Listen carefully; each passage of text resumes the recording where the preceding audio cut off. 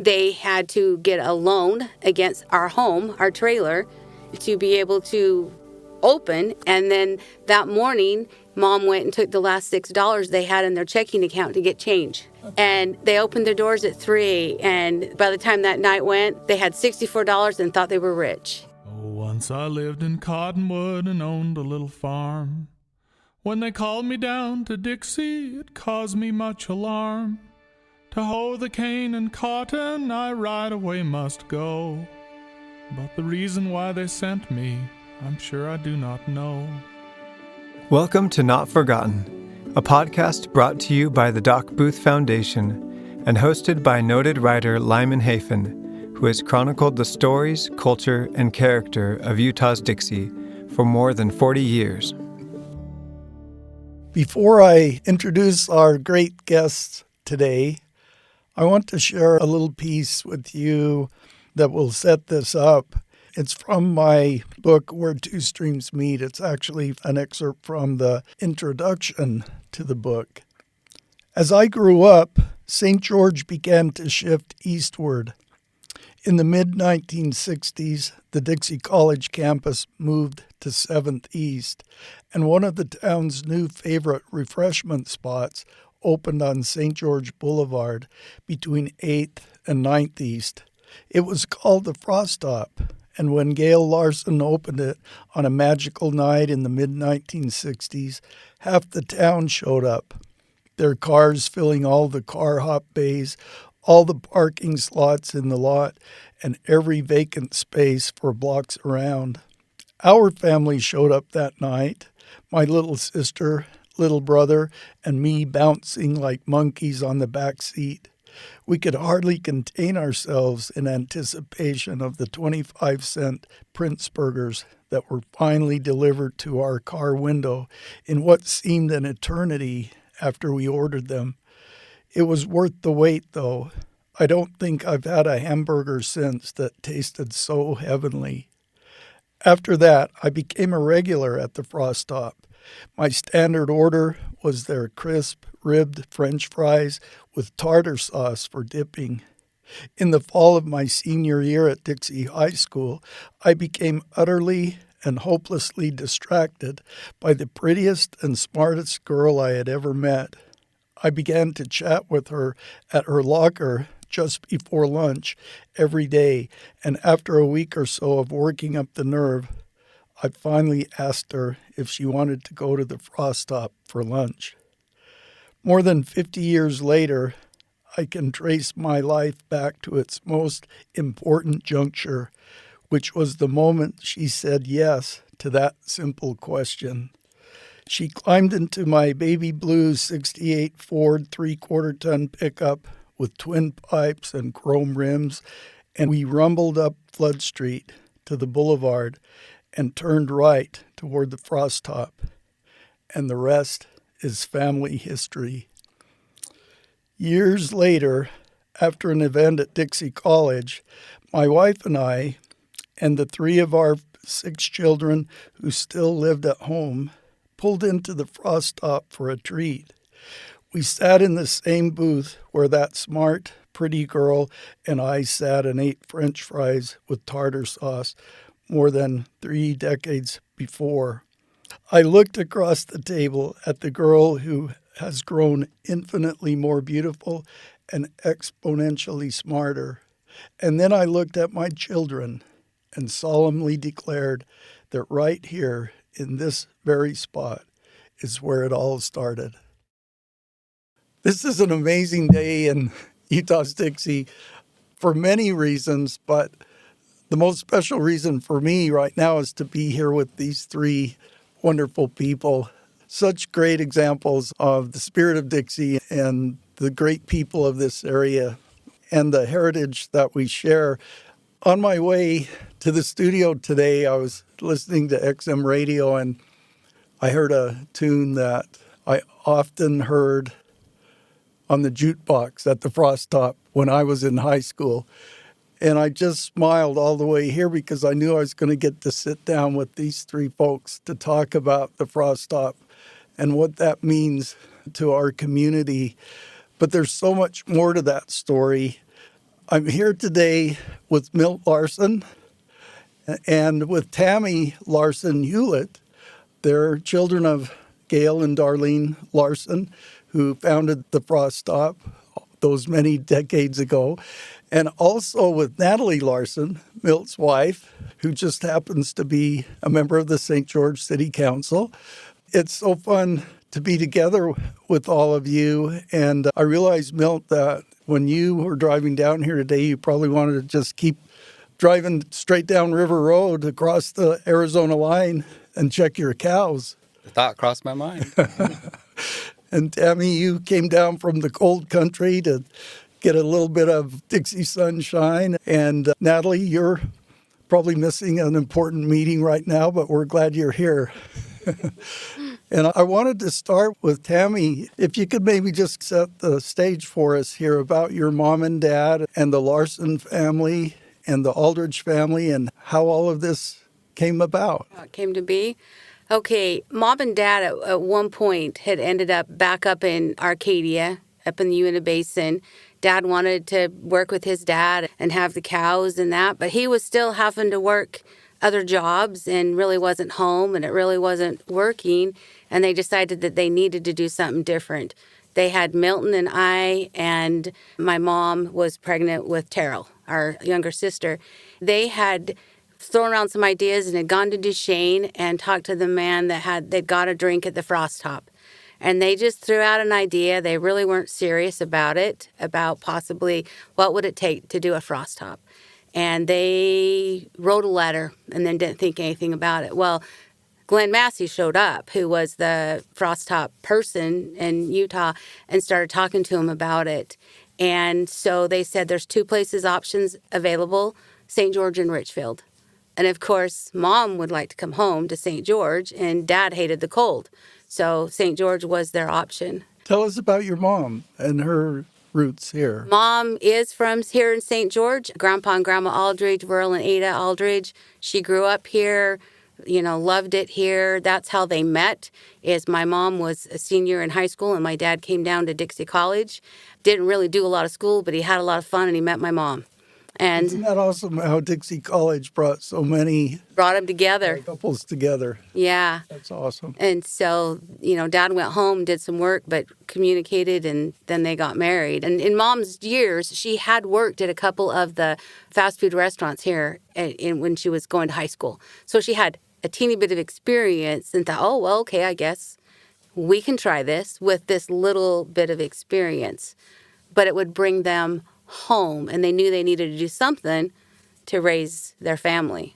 So my mom was 23 and my dad was 25 when they put their $50 down to reserve their rights to the franchise to come to St. George. Really? Then they called Grandpa Aldridge, Grandpa Verl, said, find us some spots. Check out some places for us to buy. And so... Now this is I'm thinking it would be the mid-1960s? It was in 1964. Okay. I guess I was pretty close. You're real close, yeah. And so by 1965, we moved from Uinta Basin. We left there in Coates on July 3rd. How old were you and Milt? 3 and 2, and Terrell was like 6 months. So you were on the ground floor. We were, yeah. So. And we were all living in a trailer house. And we were living in a trailer house. So the trailer house with us. Yeah, the trailer house came ahead of us and got here. That's awesome. So Grandpa had found this hole in the ground, and it was, by all reasons, the restaurant should have been on the north side of the street because people coming off the freeway would pull in and not have to cross the traffic. So that's the support of the community and everybody, because a south side restaurant survived. Although you said freeway at that time, I guess. it was Highway 91. Although the highway coming, everyone going to California or from California was coming right past. They were coming right past it in that direction. But it was only a few years later, I think 73, when the gorge, when that changed. I-15 opened. But still, I would imagine that the north side might have been a little... As they say, the north side should have been, the marketing standpoint, they should have built on the north side, but the hole in the ground that they got and filled in And so your grandpa, Verl Aldridge, he was your real estate agent. Well, he was. And when he found it, then Mom and Dad came down and checked it out, and then they went for it. So at that time, that was on the far east, really outskirts of St. George. Yeah, Shell was the only thing that was there. And we're talking between 8th and 9th East, is that? Mm-hmm. And 58 East. yeah. And so when in the mid-1960s, that was kind of way out there. And yet at that time, the town was really beginning to move that direction, especially with the college moving over to the campus on 700, between 700 and I guess 900. Yeah. But that's just amazing to think about, because for most of us baby boomers, we just grew up knowing that the Frostop was there. And it was just part of our life and part of what we expected here. And yet the story that you're telling us, and that I'm sure we're going to hear, it wasn't just some slam dunk easy thing to do. No, it was really hard for Mom and Dad, and trying to get the money to build. My grandfather, my dad's dad, actually agreed to sell the Mormon Ranch up in the Uinta Basin so that they could get the money to be able to come down here and to build, because St. George wouldn't take the Mormon Ranch as their collateral for the loan, and the Mormon Ranch wouldn't give them a loan on something they'd build in St. George. So Grandpa Larsen said, okay, without you here, Gail, I cannot do the ranching. Therefore, you may sell that to help you get started here. And then Dad worked for the contractor to help build and took that off his wages, off the bill a little bit to help bring that down a teeny bit. So Frostop was a franchise. It was, yes. But it wasn't a franchise that controlled you like McDonald's or A&W or Burger King. Frostop is a franchise, but they didn't tell us what to do. Uh-huh. Milt, share with us, as Tammy's been sharing the story, what are some of the thoughts that you have as you recall what your parents accomplished in those days? They really wanted to live in St. George. So that's why, because it was not an easy thing for them to do. As far as the franchise goes, they had a few products like the root beer and a few printed labeling of stuff. And they had the family, like the King Burger, Queen Burger, Prince Burger. That was kind of their trademark. But as they got going, it kind of split off. Frostop and it was a dairy aisle. Anyway, so basically Frostop went out of business really quickly, the actual Frostop franchise. So they were always pretty much independent. So they were perpetuating those ideas and some of that branding, but they were independent. Yeah, they basically, the root beer thing was there for a few years, but it kind of went away. And then we just, it was a sad day when we couldn't get the root beer anymore, but nobody's really telling them. So they just kind of learned on their own what to do. And it was just, I think my grandma Aldridge used to bread the onion rings. Mm-hmm. Oh, that's why they were so good. Yeah, it was a family endeavor. And Tammy reminded me, how many Aldridges were on the payroll? There was 6 Aldridges when they opened, the day they opened. And that would be siblings of my mom's, cousins.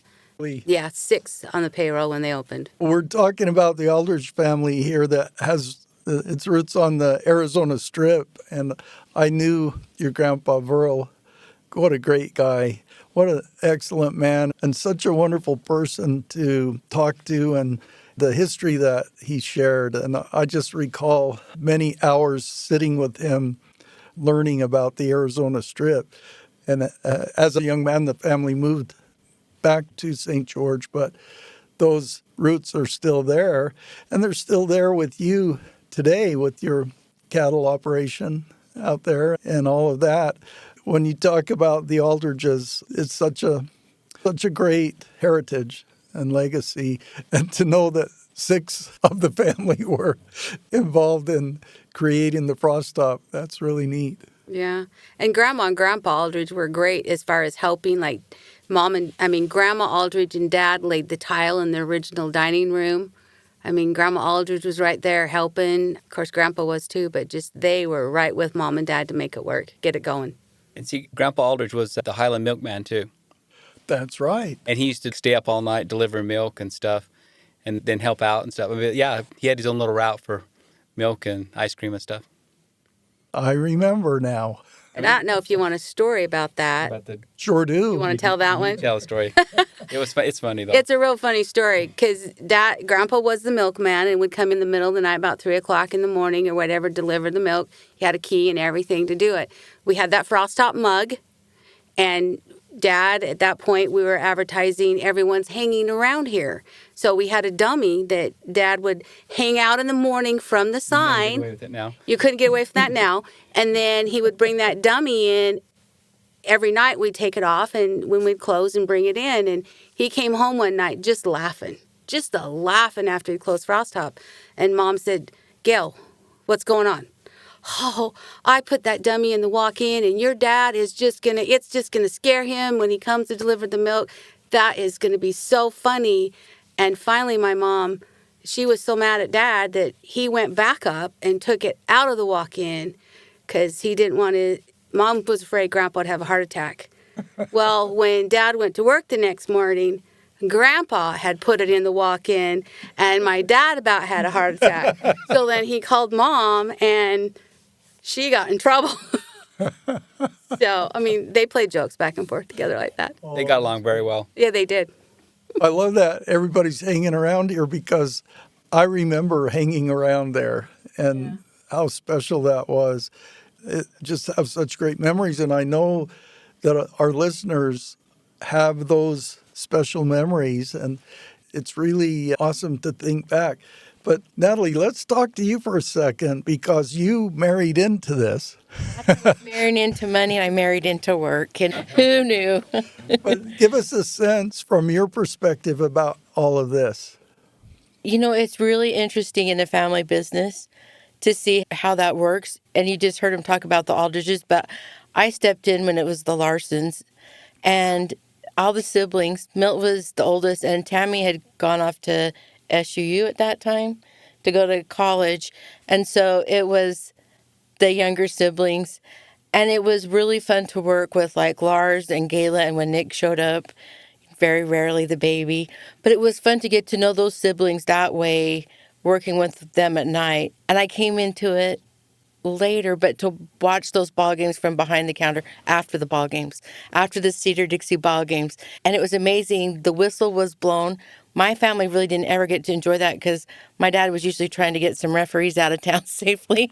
But Tell us about your dad real quick. my dad was Hal Norton, and he was the athletic director at Dixie Junior College. And so, you know, we lived the ball game life. But the ball game for us started at 3 o'clock in the afternoon, and we were glad when the whistle was blown and we went home. But it was fun to watch the kids gather after ball games and relive the whole ball game. Milt never got to see the end of the ball game because he had to be back there to meet those kids after the ball game. But it was an incredible experience to come into that family and see them work like a well-oiled machine together. So, Natalie, did you work there before? I worked for Steve Holt across the street. Okay. I worked for Tom Drake at Roadside Market. Uh-huh. I worked that route. I didn't work at the fast food place. But when you married Milt, you had a built-in job. Well, I was working at the Pepsi company at that time for Neil. And after about 6 months, I knew if I was going to see him, I better go to work at Frostop. Well, let's drop back a bit again and just talk about what it really took for your mom and dad to do this, because it's easy to look at it and see what an institution it became, but it wasn't that when they started. And you've talked about financing, you've talked about some of those things, but what is it that made it all work? Well, they opened November 30th, 1965. And I understand you were one of the first ones there. Well, I wasn't one of the first because we were in a long line. And that's what, in my reading from what Mom said, was that people came from everywhere. They opened with a dirt parking lot, no sidewalks, which you couldn't do today. They just, what they could financially do to get opened is what they did. They had to get a loan against our home, our trailer, to get the supplies to be able to open. And then that morning, Mom went and took the last $6 they had in their checking account to get change. Unbelievable. to work. And they opened their doors at 3, and by the time that night went, they had $64 and thought they were rich. Well, gosh, I remember, at least in my mind, you were selling those Prince burgers for 25 cents. That's And I can remember, I was 10 years old. I can remember it like yesterday. It was like one of the biggest days in St. George history. But if you equate that, 25 cents for a burger, 25 cents for a shake, to get that $64, A lot of sales. they worked hard. Big volume Big volume. for a little store. Yeah. But they said that the next day they opened again and got the same thing, the lunch crowd, and they thought, oh, we got to figure out how to get organized. You know, we can't figure out what food goes to what car. And then they came up with that system to number the spots. So car parked here, there were 1, 2, 3, you know, and once we got the carport in and I started working, and you'd have ball games, and so you'd go 1 to 6 and then 7 and up to 15. Well, you had 6A, 6B, 6D. I mean, because people would park down beyond towards Shell and into Shell. We were car hopping clear down into Shell to wait on cars. Wow. But they figured that system out, but no one told them. They had to figure that out. Now, the whole car hop concept, was that part of Frostop? I think so, yeah. Uh-huh. And if I'm remembering A&W down the street, they had car hops. Was that kind of a common occurrence, or did you break some new ground with that? We were probably more primitive than A&W, because if I remember, A&W had little speakers you could push to speak. That's right. And where an actual person came out with a notepad. I mean, it was very primitive. No, Not primitive, very personal and awesome. I mean, that's part of what made it so great. You had these wonderful car hops that came out and they had took your order. They had to run a calculator. I mean, because it wasn't no push button like what a price was. I mean, they had to all manually add all this stuff up and add the tax in. Yeah. I mean, it's a lot different than today. So the whole concept there, as it was set up with the car hops and then also with the indoor restaurant, Dining room. all of that was part of how it opened. Yeah. You also had the drive-through, No, so or was that later? we never had the drive-through at this one. Sunset Frostop was the one that did the drive-through. Okay. So failed. it didn't work, yeah. So we put a carport out there. So the dining room originally held like about 12 people when they first started. But because of the support of the community and supporting us, 5 years later, these people who, mom and dad, who had to scrimp to get what they had to open, was able to build on and build the dining room to house now 50 people and have room for a jukebox and a pinball machine and some of those games that were coming in there. So 5 years, I mean, you think about that, what they did to be able to, the support of the community, that they were able to afford to do that. So, I mean, we all have our memories of Frostop, and mine, you know, Natalie mentioned after ball games, that's where everyone went. For me, it's where I took my girlfriend that I later married to lunch, and it's a place where I took my kids when they were growing up. And I just think of all the aspects of it that were so special. And what do you think it is that made it so special? I think Milt's mom had a way of making people feel at home. Gail didn't really love it when she worked because she spent more time in the dining room and out on the car hop, visiting with people than actually working. But she had a way of bringing people in, making them feel comfortable. And she did that in her home, but she did it at Frostop too. So I think that was part of it. Like, she was a community builder at heart. Maybe that's the Dixie spirit in her. But I feel like people genuinely wanted to support somebody like that. So I feel like that was, everybody felt comfortable there. They felt welcome there. Some of my favorite memories when I worked there were like Hilma Holt and Mrs. McGregor coming in the afternoon. I'm ordering French fries and drinking Diet Cokes before it was cool and sitting out in their car.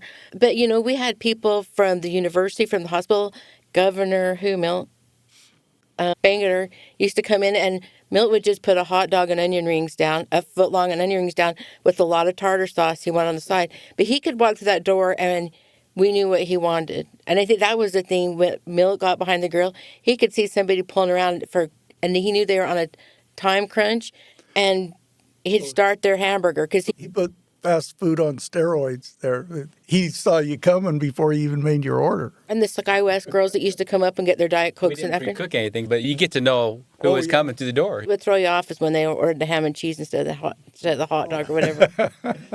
I was a little guilty of that later on with like, are you going to come in and work? Or are you going to sit there and visit? But people came there to visit. They loved the food, but it was a community gathering spot. That's what's so wonderful to think about, is just that gathering spot aspect. That, Kind of like Dick's Cafe, but for families. yeah. I really feel that way. Those guys at Dick's Cafe were the same way. You know, they knew who was there. They knew what was coming. And it's the same people who see each other for lunch or after a ball game. They knew they were going to see their neighbors there. They knew they were welcome there. And they knew they might have to wait a little while because there were so many people there. I don't know how you took care of those crowds. Thankful for their patience and their support, because we've been blessed by the community supporting us. But it was always that patience was worth it because the food was so good. And I mean, I could still taste those ribbed French fries and the tartar sauce. I didn't know what tartar sauce was until I went to the Frostop. Ask Milt What's about the tartar story sauce. behind that? I don't even like tartar sauce, but I made a lot of it. He never tasted the tartar sauce. He'd say, does that taste right? And I came to realize that he had never tasted the tartar sauce. But he had made 5-gallon buckets of it for years. My dad gave me the recipe, Mom and Dad, and I just made it. Well, whatever, it was good. And it's one of the things that I remember most vividly about going there as a youngster. And even in high school, I mean, you could make a meal out of fries and a Coke and a milkshake and those Glaciers? That was, yeah. glaciers. But the fries and tartar sauce, that did it. So I'm thinking about the three of you and how hard you worked at that place. Is that what you think about when you remember, is how hard you worked? Or is there more to it than that? I think as time has gone by, you forget that. And it's just like a family vacation, like you forget all the arguing and delays and things that don't go right. You just kind of focus on the good parts. And to me, it's easy to focus on the good parts, the lifetime friends and associations we've made because of Frostop. And grateful for how the community supported us. And saying that, Cedar City supported us very well. I mean, they were some of our best customers because they'd come down here to a ball game or the temple or whatever, they would stop and eat. So this community really supported, Southern Utah really supported us. And even a lot of Vegas. Mm-hmm. We had a lot of Vegas groups like come up and they'd like go into girls camp and things, and they would stop every year with like big, that's what I remember, is the great community support from a big area. But my two best friends I worked with, they're the two friends from high school that I still keep in contact with here in St. George. The ones I worked with, we were good friends. There were days that the groups of us that in the summer we'd get together and we worked the night shift, so we'd go tubing down the canal together. Those were things we did. I even think there was a dance we went to that there were three of us girls that we took three of the guys from high school dance and we went to the dress up dance, together. We just went as friends. Did you go to eat? You know where we went? We go to JB's. No, wait a minute. When we went, it was Gable House. we went to the Gable House and then we were all making the courses because that wasn't what we normally would eat. We're like, it was really weird and out of it. But no, tell them about Danny's, what we would do with Danny's. It was JB's. I mean, was it JB's or Danny's? JB's. Okay. Like when we get done closing, I mean, you think you'd had enough of each other, togetherness. But more often than not, the whole crew would go over to JB's and have sit down and order something and just visit. So it was very tight-knit group. And it got to not just that crew that was on. It started where other people that were not working that night would show up and go with us. So we're talking 11 o'clock. 11:30, 12 o'clock at night. And I know that there were several folks who worked there for a long, long time. Are there some that you could share? One interesting thing is, like, we'd have a string of siblings, too, like the Wilson kids. We had a string of those. And then, like, Catherine Snow, Catherine Anderson. She worked for us, but her mom had worked for us. Linda Bracken had worked for us, then Catherine worked for us, then Catherine's kids worked for us. So it was generational that we had. Wasn't Tammy Cannon, Ivy, Tammy Cannon and her Tracy kids, and those kids all worked for us. Kids worked. And the banker, Milt, Yeah, John Allen. and all his kids worked for us. Yeah, And his wife worked for Gail and Darlene. yeah, it was generational. Like they worked there, so they pushed their kids to work there, and it was great. I used to get made fun of because when we worked there for a while, I started referring to those employees as kids. And people I'm like, well, they're our Frostop kids. They're our Frostop kids because really, Milt would work during the day and I work at night. Because after we had kids, so I'd work like 3 nights a week and he'd work the day and he'd come home and be the good dad at night.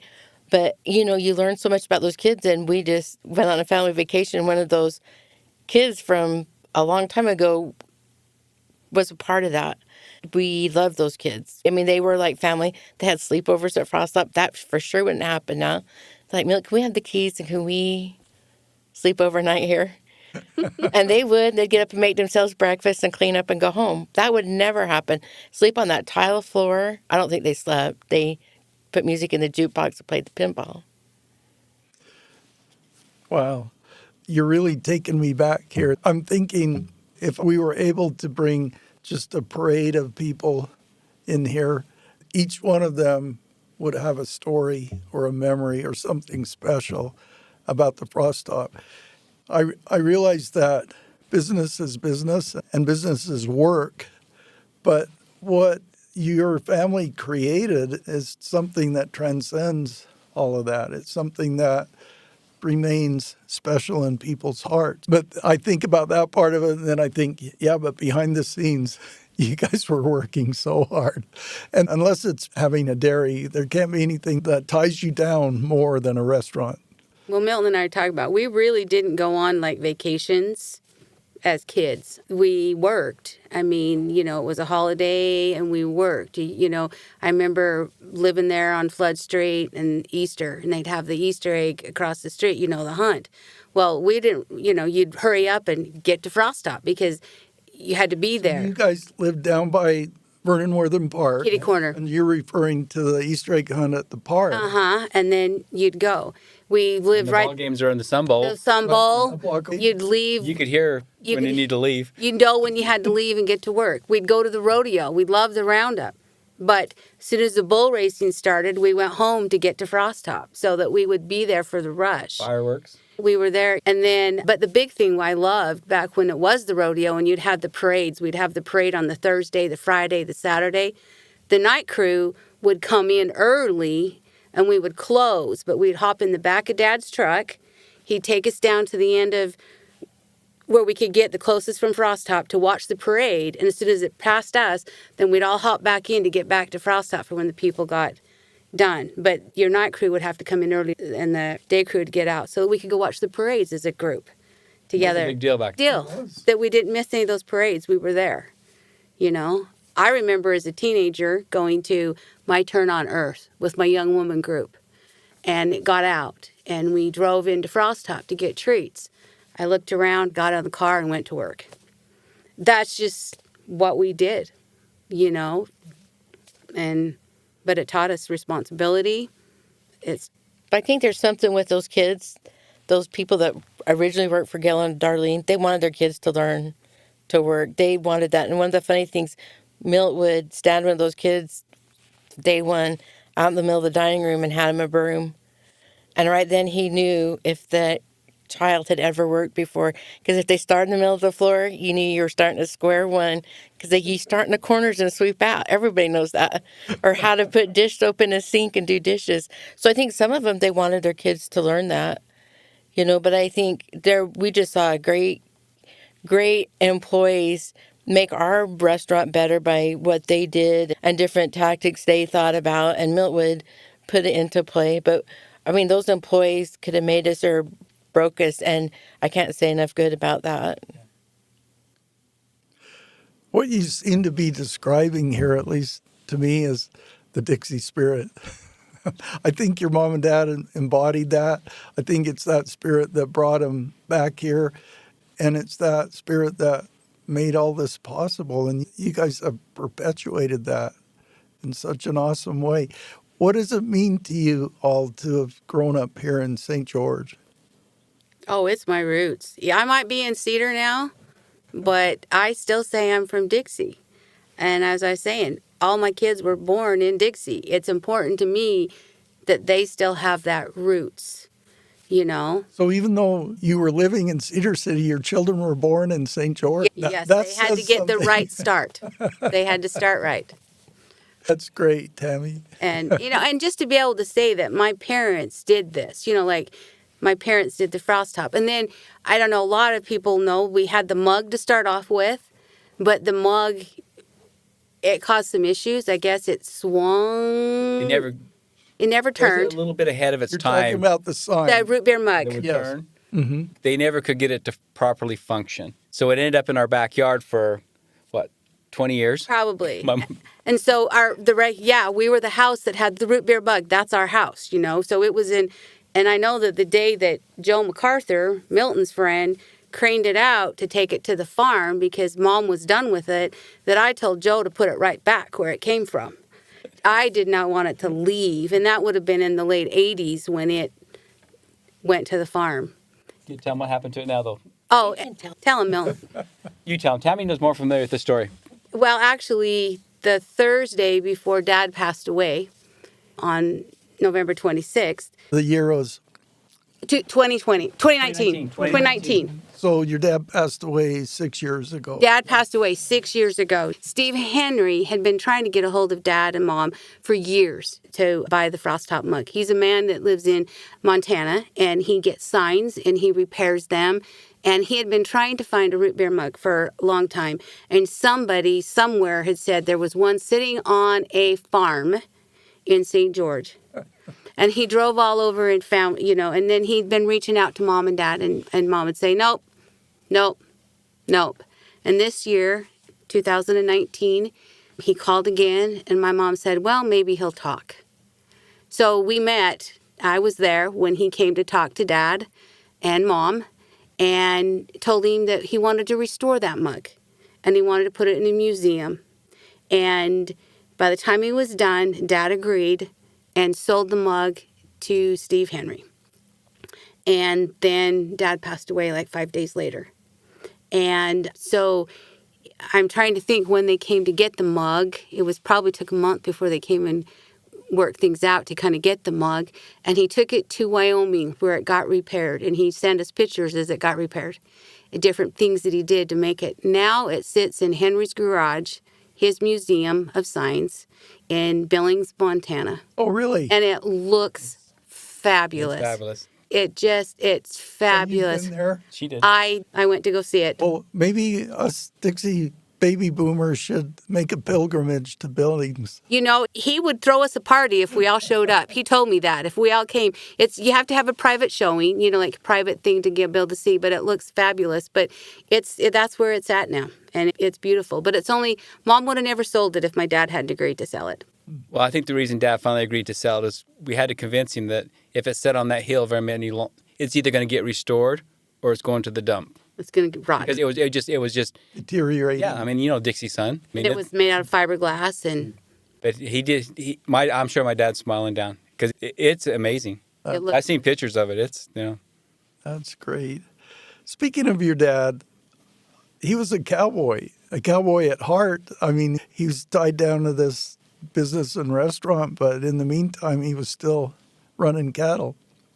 I think that's why he had me, so that he could teach me how to work. Then he could go run cows. So I'm being honest. As soon as he got me to where I could run the Frostop, he was gone.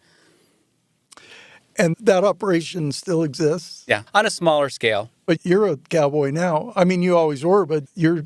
I actually ran the Frostop more than I cowboyed. My brothers Curtis and Lars did a lot more cowboying with that because I was working at the Frostop. I wasn't joking about, like, by the time I was 14 or 15, I was working full-time at the Frostop. Him and Harold Smoots and Lynn Larsen, they had Black Rock cattle for a while. They had a lot of cows, and they were doing that full-time. And so that's how that kind of got to, because he wanted to get enough money that he could go back into cows because that was his first love in the Uinta Basin, but he was starving to death. As you know, the cow, it's hard to make a living. So he had to get a good business going so he could afford to ranch.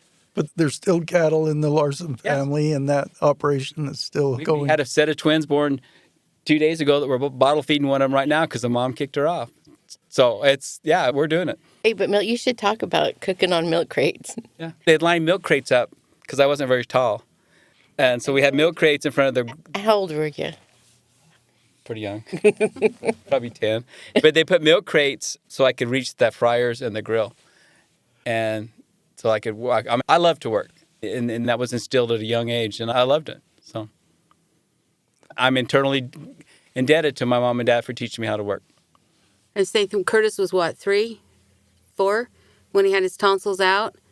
And Dad they went to the hospital before opening to have his tonsils out. Dad and Mom, the doctor comes back, your son's doing great, he's in a room here, your wife's doing good, and she's in a room there because Mom had passed out. Dad calls Milton and said, go get Aunt Yvonne, Mom's sister, who lived down around the corner, have her get you up to the Frostop so you can get it opened.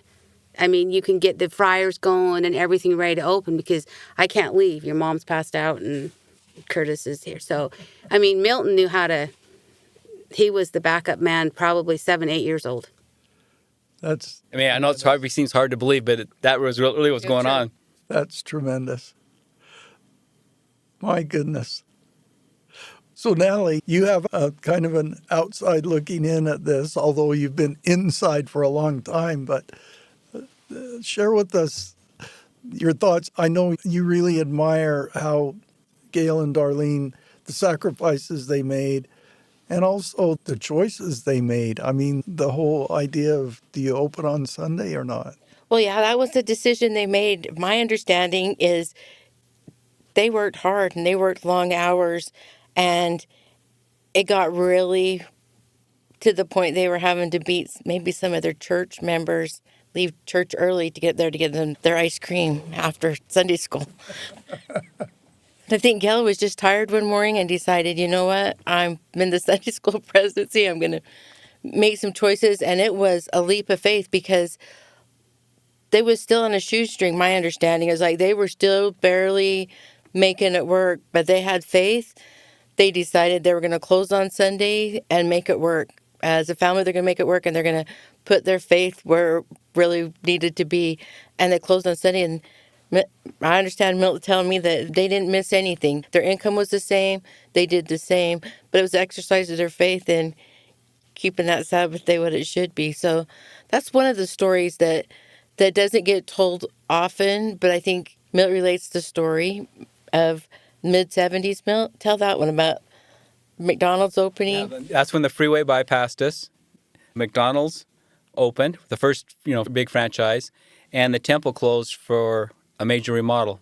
I think it was in the mid-70s. I can't remember the exact year. But it was a tough time. And I know to this day my mom would bear her testimony about the fact of food storage, because we lived out of our food storage in the basement besides what we ate at work, because it was tight. So there was a lot of spiritual growth in our family from some of the decisions that we got to witness our parents. They didn't just talk the talk, they walked the walk. And on that closing Sunday, my mom and dad, to the day they passed away, would tell you the year before when they were open 7 days a week and the year that they were open 6 days a week, they took in the same amount of money. There was no fluctuation in the income. So we feel very blessed. That's a beautiful story. When I was talking to my dad about this episode, he just volunteered to me. He said, Lyman, Gail and Darlene are the finest and most wonderful people you can ever find. And he holds your dad in such high regard, and his love of life, the fact that he's a cowboy, his integrity, his honesty. They had business transactions with leasing of meadows and things like that. It's so awesome to think about and to remember and to really honor people like your mom and dad. If we could just all be more like them. And they really did embody that Dixie spirit. A year ago, almost exactly a year ago, President Jeffrey Holland sat right where Tammy's sitting. And one of the delightful stories that he remembered as a young man, as a young teenager, was going to a party at Grandpa and Grandma's your house. grandpa and grandma's house that your mom hosted, I assume. And just that fond memory and the way he shared that to express how special this town was and what a blessing to grow up in this town. I think about that story often and him running Home. from your mom's house all the way back across town to his house to get home on time. Anyway, these are special things, and I'm so grateful that you would share them with us today in such a heartfelt way. I guess we maybe should talk a little bit about why we don't have a Frostop anymore or how that story kind of came to a close. Well, we had ran the Frostop about 20 years, Milt. And Milt will never brag on himself at all. But the whole time we tried to attempt to run 2 drive-ins, and I was out on Sunset and he was in town, and we were having a growing family. It didn't work that I was at one drive-in and he was at the other drive-in. So we sold the Sunset drive-in and we went back to work together at Frostop. But by the time we got done, he'd built some storage units and a car wash. We still had that building. So he had been building a way out. But we just needed more family time, would you say? I am grateful that we sold when we did, because I was able to get to know my kids as they grew up better and make those memories with them. And our kids worked at Frostop. And I love to work. I love to work and stuff. But it just came time. It was just one of those things that we just knew that we needed to take a different path. We'd had it in our family for 37 years. That had been our life for 37 years, and Milton's life, because Milton chose that life. So the other 6 of us went different directions, if that makes any sense. So it was on Milton, and Dad got more and more where he wanted to be cowboying. It was Milton. We, the rest of the kids, don't know what Milton really went through.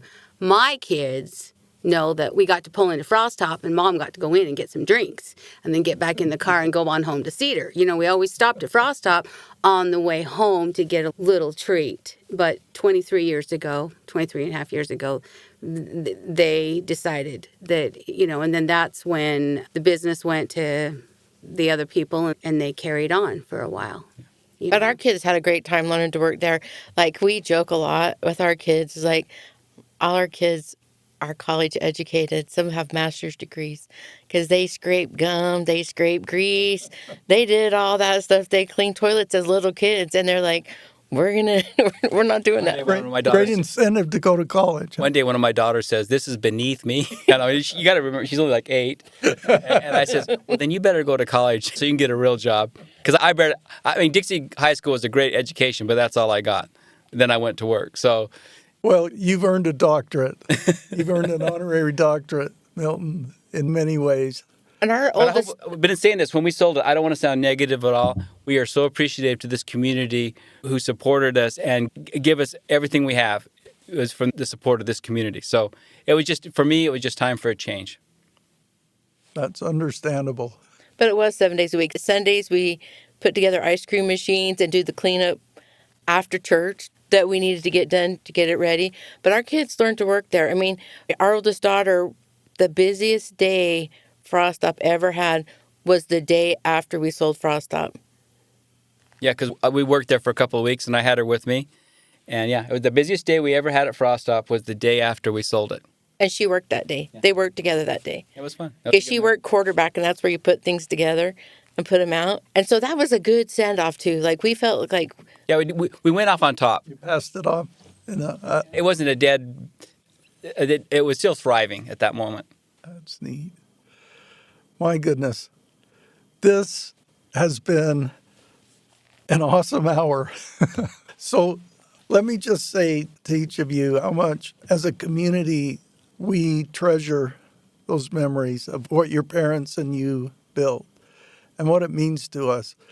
And thank you for perpetuating that Dixie spirit, being able to start from zero and make something work under very difficult circumstances and make it something so special, something that carries on through everyone's memory forever.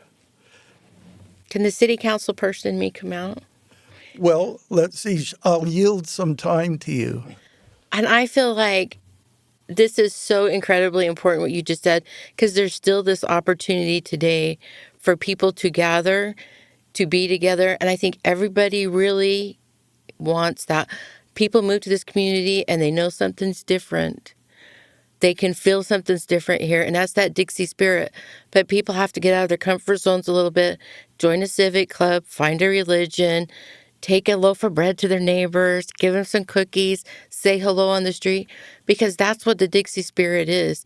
It's that inviting spirit that, like Darlene Larsen in the middle of that dining room, made you feel like you were in her home eating. That's what that Dixie spirit is like. We all belong here. It's finding our place here and being a community builder yourself. And it's uncomfortable if you come from somewhere else to get that, because you don't understand that. You just know that feeling. And so I think as locals that we continue to do that. And then if you haven't lived here a long time, try it out. Try it out saying hi at the grocery store, inviting a neighbor in, all those other things. Those things that we know by living here, try it. That's what the Dixie spirit is. That's so beautifully said, Natalie. Well, so Milt and Tammy and Natalie, thank you. And I'm going to give the last word to Tammy here as we go out. Well, if you want to go back to Mom and Dad, Mom wrote this in September of 2021 in a notebook I found. And it says, as I think back of making the decision to build the Frostop, Gail and I had to work together, support one another. It was what we did. It was who we were. Well, thank you for being who you are. And thank you for being here today and sharing these wonderful stories and memories. Thank you. Thank you. Thank you. The Doc Booth Foundation is dedicated to empowering individuals through educational opportunities and promoting mental health advocacy. Through scholarships and funding for important community needs, the foundation perpetuates the can-do spirit of the founders of this community, using the lessons of the past to chart the course for a better future. Make your tax-deductible donation at docboothfoundation.org. Not Forgotten is produced by Ricky Valadez and made possible by the generous support of St. George Area Zag Stores, industry-leading tech support and accessories. Lyman Hafen's books can be found at lymanhafen.com. Once I lived in Cottonwood and owned a little farm. When they called me down to Dixie, it caused me much alarm. To hoe the cane and cotton, I right away must go. But the reason why they sent me, I'm sure I do not know. We came to Dixie, and we called it home. Oh, in Dixie, we've lived and grown. But the reason why they sent me, I'm sure I do not know.